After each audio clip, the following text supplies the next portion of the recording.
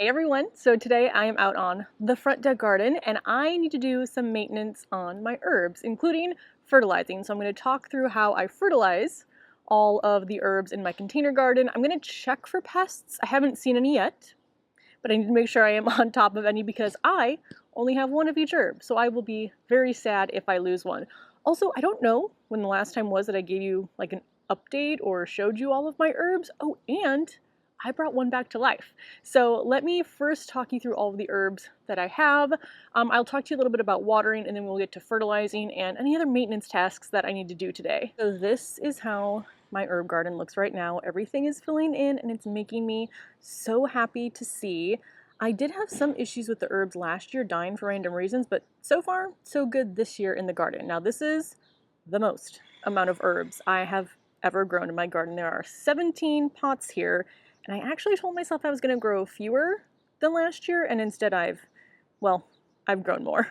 So last year I realized I was growing a lot of herbs that I didn't love, that I didn't use very often, but I thought they either looked pretty or they were interesting and I just wanted to try them. So that's why I said I was going to do fewer. But what ended up happening, and this is kind of what happens in my garden in general, is that I'm now growing more varieties of the herbs that I know that I love. So now I have room for 17.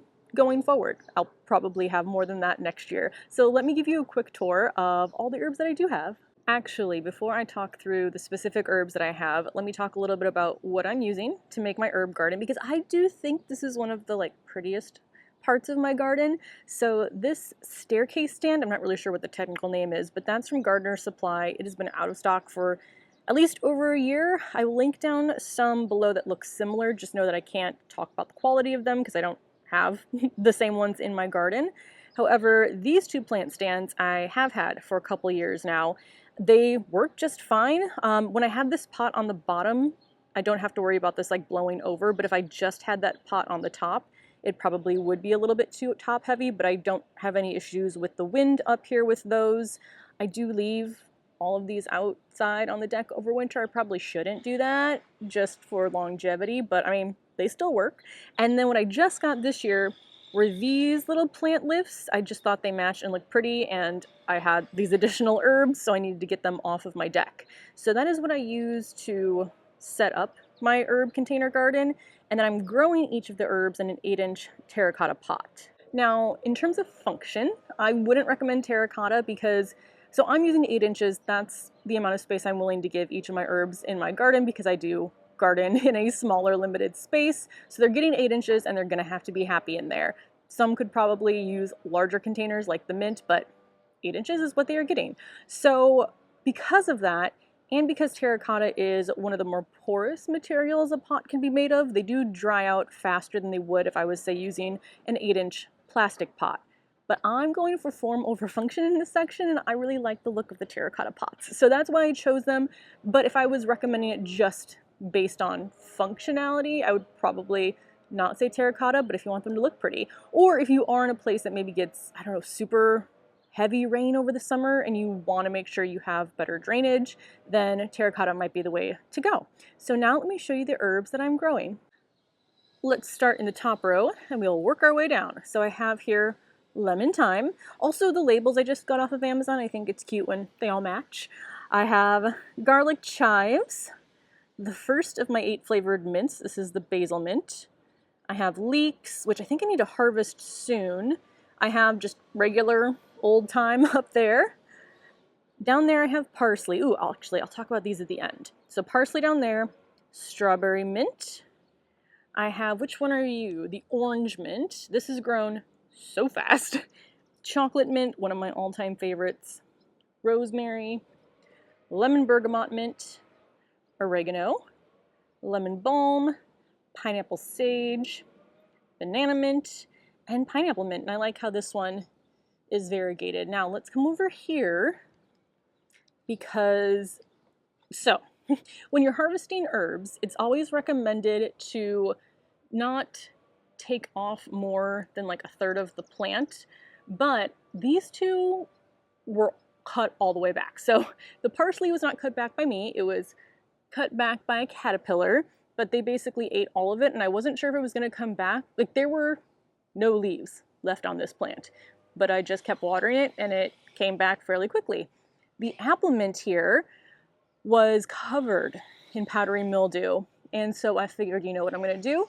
Cut it all the way back and see what happens. And we now have a bunch of new growth. I don't see powdery mildew yet, but I'm hoping that this grows back powdery mildew free. Now, like I mentioned, these pots are the smallest, they dry out the quickest, so getting these set up on my irrigation system was a must for me. So each of these pots has one emitter in it, and I've adjusted the stream so that it doesn't obviously spill out of the pot. So these all get watered every time my irrigation system goes off. I've had them set up at least 3 years. I think this is the 3rd year that I've had my herb rack set up like this. And then I did have to add in additional emitters down here for the extra herbs that I have. But that works really well.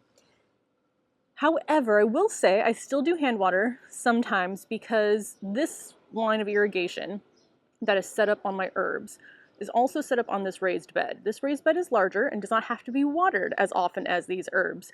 Right now I'm doing every second day of watering. It is a little bit warmer as we're getting, further into summer, but these pots might need some water every day. So I have been hand watering them if I need any additional watering, but so far, so good with this setup. I'm really enjoying it. I'm also trying to not water as much. I think when I first started container gardening, I overwatered. I didn't really check to see if it needed more water. I've come to find, unless it's like, 100 degrees outside, but I have come to find that plants in my garden don't need as much water as I previously thought. Like I said, I've lost more plants from overwatering, causing root rot, than I have to underwatering. But that is how it is set up right now. So when I come out in the morning, my irrigation is already ran and everything here is watered. And then if I need to pop out later, which is a perk of working from home, to give an additional watering throughout the day, I can do that. This is what I'm going to use today to fertilize my herbs. This is the, Alaska Fish Fertilizer. So I am trying to simplify my fertilization routine this year. I feel like when I first started gardening, if I had a rose, I wanted a rose fertilizer. If I had a blueberry, I wanted a blueberry fertilizer. And I'm now just trying to stick more to like all-purpose type fertilizers. I might use a bloom boosting versus one that's more focused on nitrogen, but that's really as specific as I'm getting. And I mean, so far, so good. And I like not having to just have as many things in order to take care of my garden. So when I did my fertilizer video last year, which I'll link below, it does a whole explanation of NPK and a general idea of how often I fertilize my entire garden. But this was probably the most recommended thing in that video, in the comments of that video, was fish fertilizer. And I don't think this is scientifically proven, but I feel like the smellier a fertilizer is, I feel like it's going to work better. And this definitely smells like fish fertilizer. I do wear gloves. I wear gloves when I'm working with, I think, all of the fertilizers, just in case. But this one is a 511 NPK. So it's higher in nitrogen, which focuses on the green leafy growth more so than blooms. And with my herbs, I want to focus on that green leafy growth. So that is what I'm using this time. But again, there's not like one fertilizer that I think is better than all other fertilizers. What I'm doing this year is working through what I have. So the last time I fertilized my herbs, I actually used this Utter Magic Concentrated Plant Food by Earth Science. So this one was, what is the NPK? 612. So still higher on nitrogen. I just don't want anyone to think that there's like one holy grail fertilizer or one holy grail potting soil. Just work with what's available to you. So I'm going to use this fish fertilizer. There should always be instructions for the concentration on your fertilizers. So this one is 1 tablespoon per gallon of water for outdoor container plants. So that is what I'm going to use. Let's just see if there's any other helpful information. It says, fish has been used as a natural source of plant nutrients for centuries. The 511 provides a rich source of organic matter that breaks down and releases nutrients into the soil to enhance the strength and vigor of your plants. It's ideal for use on all plants, including vegetable gardens, fruits, roses, shrubs, trees, and container plants. So I've been using it on everything. It does say to shake well, so give it a shake, because when you're storing things, obviously, whatever's in here, the ingredients might separate, so you do want to give it a shake before you use it. And then I need my watering can. My watering can is 2 gallons, so I'm going to use 2 tablespoons in this. I'll probably need 2 watering cans to hit the whole thing. So we will water these in, and I just water until it starts to drip through the drainage hole. I don't want to water it where a ton is pouring out because I want most of the nutrients to stay in there, but I'll water until I see some dripping through. And oh, also, I didn't water this morning. So if I know I'm going to fertilize my garden, I don't do my normal like watering also. I just do the watering with the fertilizer. And we do have some cooler temperature, not cool temperatures, but cooler than the 95-degree temperatures we were having. So the longer that I can go without watering my container plants after putting the fertilizer in there, the more time my plants have to absorb the nutrients. So if I'm watering like every day, you know, they get 24 hours. If it's really hot and I'm watering twice a day, then they're getting the nutrients for like 12 hours. So I do try, it doesn't always work, but I do try to time this when I know that I'm gonna be able to have the fertilizer sitting in the pots and not have to come out and water twice a day. So with that, let's get this filled up and then we'll water in our plants.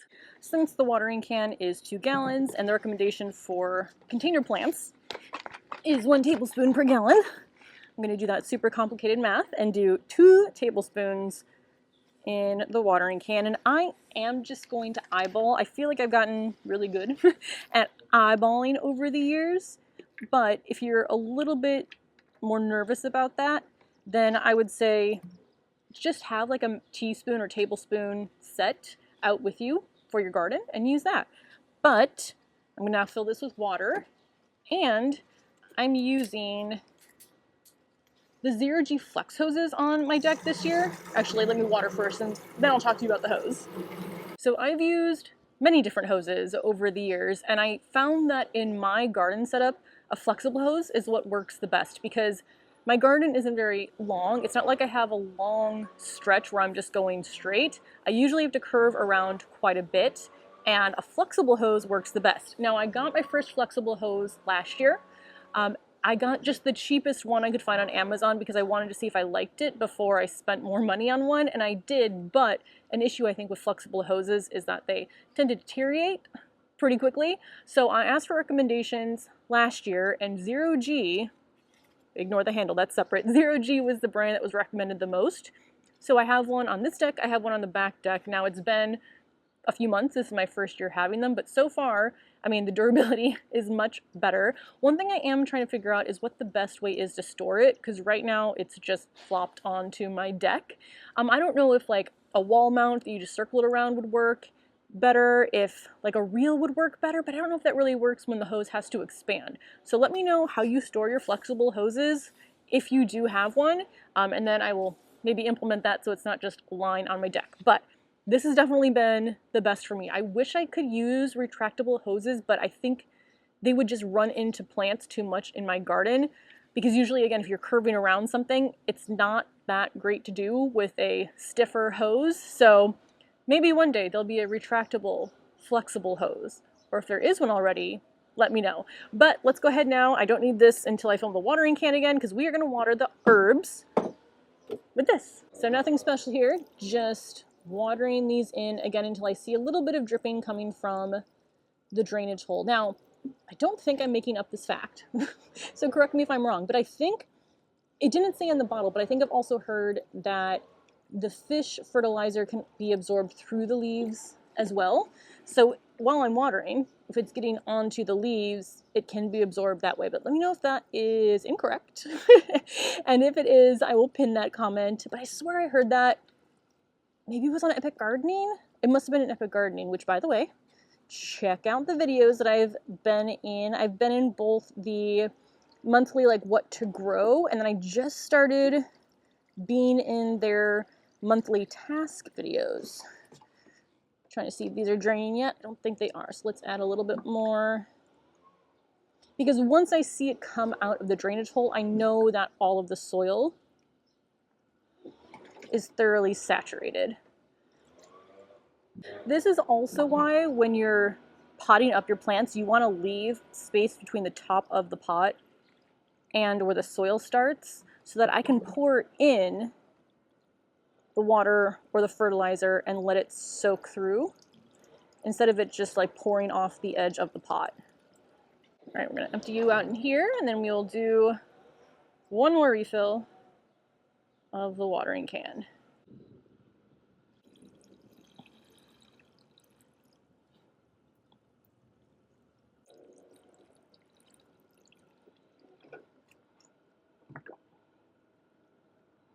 We are all fertilized, so the last thing I'm going to do today is just do a quick pest check. Now, this is much easier when the plants are small to keep an eye on them, but basically all I do is I come in, and if I don't see any obvious signs at first, I will just lift up the bottom of the leaves, not every single leaf obviously, but just a quick check of my plants to see if there's anything on them, any issues. So far I actually haven't had many issues except for the powdery mildew on the apple mint, but I have gotten aphids in the past on these sometimes. I've gotten spider mites in the past, so I am just doing a quick check to see if I see anything, which so far so good. Now, one of the questions people have asked, and something I'm wondering too, if I've noticed any mixing of the mint flavors, but I haven't harvested that many. Once I do harvest like a larger batch, obviously I'll make a video of it, but I am intrigued to see what happens with that. I am not seeing, thankfully, any pests on any of these, which is nice because you come out to the garden and you're like, all right, I'm just gonna be out here for 10 minutes, which is always a lie.